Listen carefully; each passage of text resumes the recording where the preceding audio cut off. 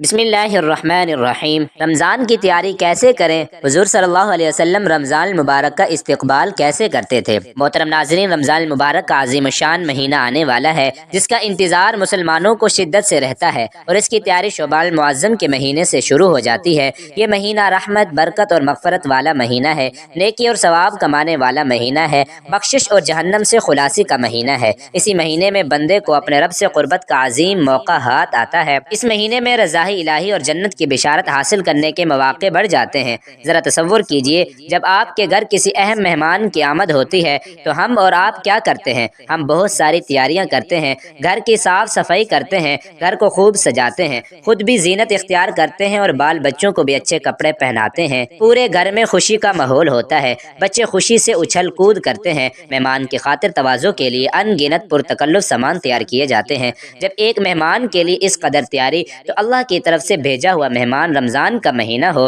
تو اس کی تیاری کس قدر ہونی چاہیے؟ رمضان کی تیاری اور رمضان کا استقبال کس طرح ہونا چاہیے؟ اس کا اندازہ ہمیں حضور نبی کریم صلی اللہ علیہ وسلم کی زندگی سے ہوگا کہ حضور کیسے رمضان کا استقبال کرتے تھے۔ حضور نبی اکرم صلی اللہ علیہ وسلم رمضان المبارک سے اتنی زیادہ محبت فرماتے کہ اکثر اس کے پانے کی دعا فرماتے تھے، اور رمضان المبارک کا اہتمام ماہ شعبان میں ہی روزوں کی کثرت کے ساتھ ہو جاتا تھا۔ آپ صلی اللہ علیہ وسلم بڑے شوق و محبت سے ماہ رمضان کا استقبال فرماتے۔ روایت میں آتا ہے کہ جو رمضان کے دن قریب آتے جاتے، لقائے الہی کے اشتیاق میں حضرت صلی اللہ علیہ وسلم کی طرف بڑھتی چلی جاتی۔ رمضان سے 2 ماہ پیشتر رجب کے مہینے میں ہی آپ کی زبان پر رمضان کا تذکرہ شروع ہو جاتا۔ ایک روایت کے مطابق حضرت صلی اللہ علیہ وسلم رجب کے مہینے میں یہ دعا عرض کیا کرتے: اللہم بارک لنا رمضان، اے اللہ ہمیں رجب اور شعبان میں برکت عطا فرما اور رمضان نصیب فرما۔ حضور نبی اکرم صلی اللہ علیہ وسلم اس مبارک مہینے کو خوش آمدید کہہ کر اس کا استقبال فرماتے،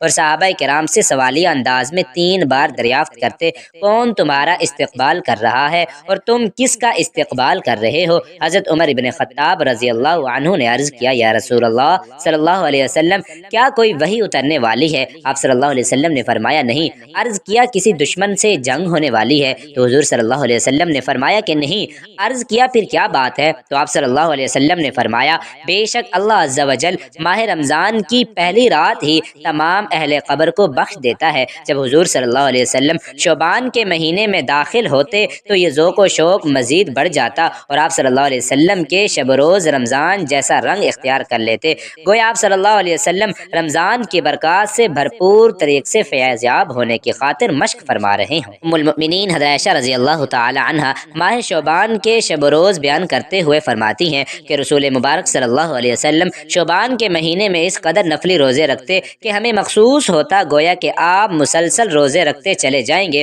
اور جب روزہ رکھنا چھوڑ دیتے تو ہمیں لگتا کہ آپ مزید روزے نہ رکھیں گے۔ نیز آپ بیان فرماتی ہیں کہ میں نے رمضان کے علاوہ رسول اللہ صلی اللہ علیہ وسلم کو کبھی پورے مہینے کے نفلی روزے رکھتے نہیں دیکھا، اور جتنے روزے آپ صلی اللہ علیہ وسلم شعبان میں رکھتے تھے، میں نے کسی مہینے میں اس سے زیادہ روزے رکھتے آپ صلی اللہ علیہ وسلم کو نہیں دیکھا۔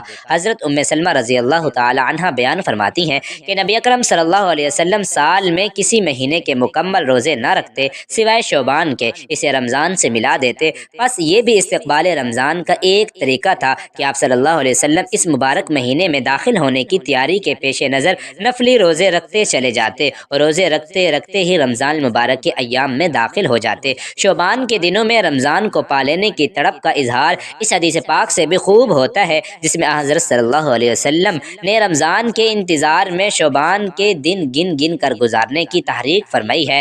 حضرت ابو ہریرہ رضی اللہ عنہ روایت فرماتے ہیں کہ حضور نبی اکرم صلی اللہ علیہ وسلم نے فرمایا: شعبان کا چاند رمضان کے انتظار میں گن گن کر گزارو۔ جب رمضان کی مبارک گھڑیاں قریب آتی اور طلوع مہتاب سے اطلاع مل جاتی کہ وہ مبارک مہینہ طلوع ہو چکا ہے، جس کی نسبت اللہ عز و جل نے قرآن کریم میں یہ خوشخبری دی ہے کہ اس کی محض ایک رات 1000 راتوں سے بڑھ کر ہے، تو آپ صلی اللہ علیہ وسلم کی مسرت انتہا کو ہوتی۔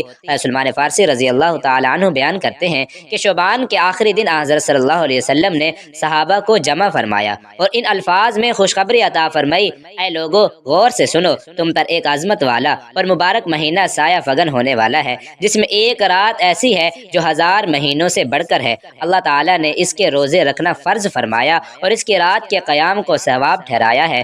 جو شخص اس مہینے میں کوئی نفلی نیکی بجا عمل آئے گا وہ ایسا ہی ہے جیسا کہ عام دنوں میں فرض کا ثواب ہو، اور جو شخص اس مہینے میں کسی فرض کو ادا کرے گا وہ ایسا ہے جسے غیر رمضان میں 70 فرائض ادا کرے۔ یہ صبر کا مہینہ ہے اور صبر کا بدلہ جنت ہے۔ یہ غم خواری کا مہینہ ہے اور یہ ایسا مہینہ ہے جس میں مومن کا رزق بڑھایا جاتا ہے۔ جو شخص روزہ دار کا روزہ افطار کرائے اس کے لیے گناہوں کے معافی ہونے اور آگ سے نجات کا سبب ہوگا، اور اسے روزہ دار کے ثواب کے برابر ثواب ہوگا، مگر روزہ دار کے ثواب سے کچھ بھی کمی نہیں ہوگی، اور یہ ثواب ہر اس شخص کو بھی نصیب ہوگا جو دودھ کے ایک گھونٹ کھجور یا پانی کے ایک بوند سے روزہ افطار کرواتا ہے۔ لیکن جو کسی روزہ دار کو سیر کر کے دیتا ہے تو اللہ تعالیٰ اس کو میرے حوض سے ایسا شربت پلائے گا پھر اسے کبھی پیاس نہ لگے گی یہاں تک کہ وہ جنت میں داخل ہو جائے گا۔ اور یہ ایسا مہینہ ہے جس کا اول حصہ رحمت ہے، درمیانی حصہ مغفرت ہے اور آخری حصہ جہنم کی آگ سے آزادی ہے۔